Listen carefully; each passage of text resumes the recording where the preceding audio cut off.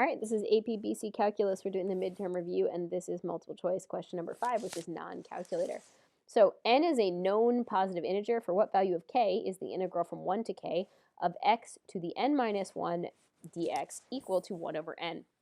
So basically, you need to do this integration, right? So if I integrate x to the n minus 1 dx, I raise the power by 1, which would be x to the n, and divide by the new power.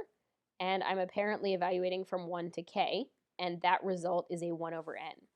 Well, if I plug into my x values, right, I'm going to get k to the n over n minus 1 to the n over n, which we'll talk about in a sec, equals a 1 over n. K to the n over n, well, 1 to the n, 1 to any power is just a 1, right? So that's this guy right here is just this guy is just a 1. So I get minus a 1 over n equals 1 over n. I want to solve for k, so I'm going to move everybody that doesn't have a k to the other side. So k to the n over n equals 2 over n.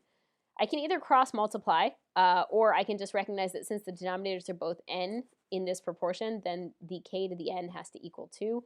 The way I get rid of an nth power on something is by taking the nth root. So I'm going to get the nth root of 2. So my k is going to be the nth root of 2. If that's not a choice, which I suspect it's not, the other way to write an nth root is as 2 to the 1 over n, which I suspect is the answer that I was given. And there we go.